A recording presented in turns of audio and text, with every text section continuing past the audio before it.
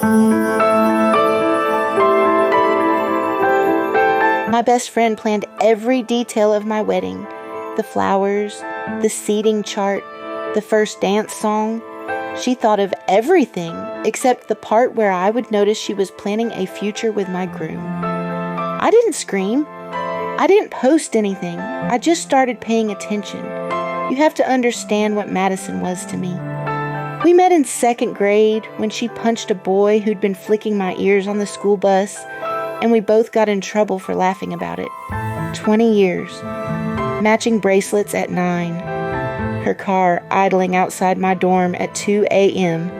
with a milkshake in the cup holder the night my college boyfriend dumped me. And when my dad died 3 years ago, she stood beside me at the funeral and held my hand so hard it hurt, like she could squeeze the grief out through my fingers. That's who we're talking about, not a rival, the other half of my history. So when I got engaged to Daniel and she cried and said, "Let me plan it, all of it. That's my gift," I thought I was the luckiest bride alive. The first clue was so small, I apologized to myself for noticing it. At the cake tasting, Daniel's phone buzzed on the table. Madison glanced at it and smiled. A private smile, the kind you smile at an inside joke. I'd introduced them 18 months ago. Somewhere between then and that cake, they'd built something with its own weather. I told myself best friends and fiancés are supposed to get along. I let it go. Almost. 3 weeks later, the florist's final invoice went to her, not me. Fine. She was the planner. But one forwarded line from the venue coordinator stopped my breath. "Per your call yesterday, we've changed the bride's entrance from the courtyard doors to the side aisle." I never asked for that. The courtyard doors were why I booked that venue. I wanted to walk toward Daniel under open sky. Madison didn't blink. The lighting is better inside, trust me. It was May, 72 and clear. After she left, something cold settled in. She wasn't planning my wedding around me anymore. She was redesigning it, like someone moving into a house she intended to live in. The seating chart. She left a printed draft in my binder, and late one night I read it twice. She'd moved herself to the head table, directly beside Daniel, with me angled toward my mother. One chair, one small, deliberate chair, and in the margin, in her loopy handwriting, a note to the calligrapher. "Move Madison beside Daniel for the head table photos, gold ink cards." Not near the bride, not with the wedding party, beside Daniel. I sat there at 1 a.m, holding my wedding with her plan, written into the margins. My hands were perfectly steady. That scared me more than shaking would have. I'd stopped apologizing for noticing. I didn't confront anyone. The old me would have called her and let her explain it away in that warm voice she used on everyone. Instead, I did the thing she always teased me for. I got organized. On the card Daniel and I shared for wedding costs, there was a charge from a boutique hotel upstate, dated the exact weekend he was at a conference in Denver, and she was swamped with your wedding, sweetie. 1 room, his card, 2 breakfasts, her favorite antique fair town, the one she'd dragged me to every fall since college. I sat with that statement and felt the strangest thing, not rage, grief. The man lying to me was just a man lying to me. But her, she'd used my wedding as her cover story. My dress fittings had become her alibi. That wasn't a mistake.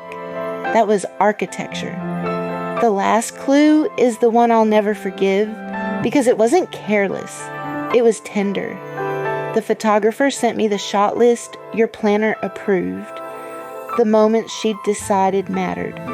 There was no bride with her mother, no close-up of my something borrowed, my dad's cufflink, the one she knew I was sewing into my dress. But third from the top, typed neatly, Groom's reaction shot, full-length side aisle. And she'd added a slow dance for the wedding party. a song that meant nothing to me and Daniel.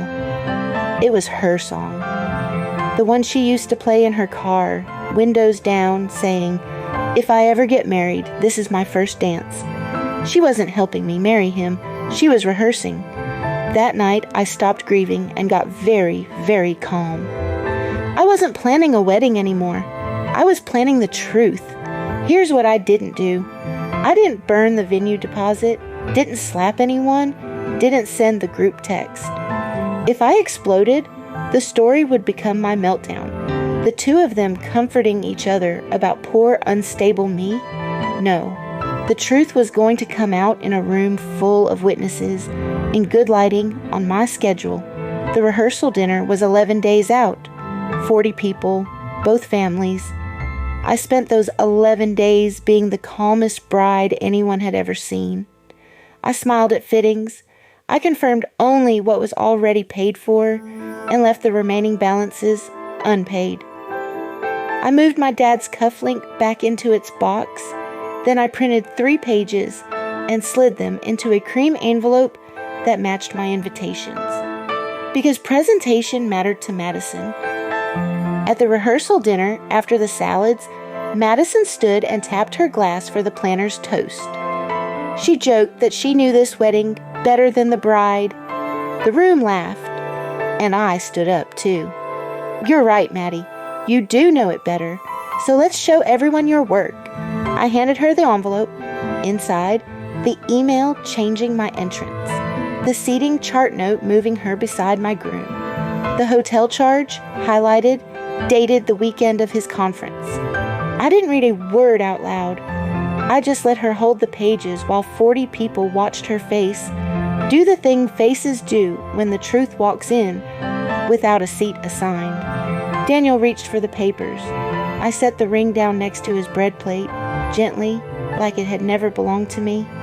The wedding's off, not because of one hotel bill, because the 2 people I trusted most planned my future, like I was just another guest on the seating chart. Then I thanked everyone for coming, mentioned the bar was paid through 10, and the rest of the wedding wasn't paid for at all. I picked up my purse and walked out into a hallway that had never felt so wide. People later called it revenge. It wasn't.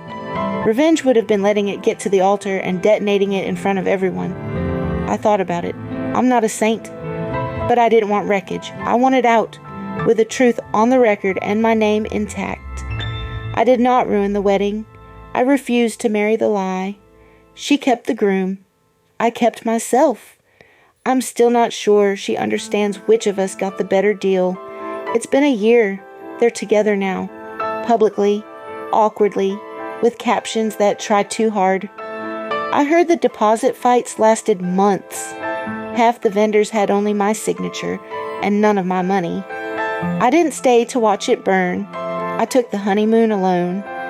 Turns out Italy doesn't ask if you're heartbroken. It just feeds you. My mother and I talk more than we ever have. And here's the only part that matters. A year later, I don't flinch at wedding dresses. I don't hate love. I just learned that love, any love, even 20 years of it, should never require me to ignore the truth. Last month, a cousin's wedding invitation came in the mail. I went. I danced. I caught myself laughing with my whole chest. And for 1 second, out of habit, I looked around for her. Then the second passed. The music was still playing, and I was still dancing. Madison taught me that the people who know your whole story are the only ones who can rewrite it behind your back.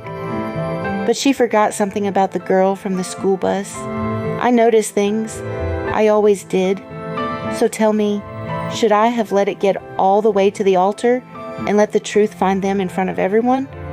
Or was walking out of that rehearsal dinner, calm, paid through 10 with my own name intact, the cleaner ending after all?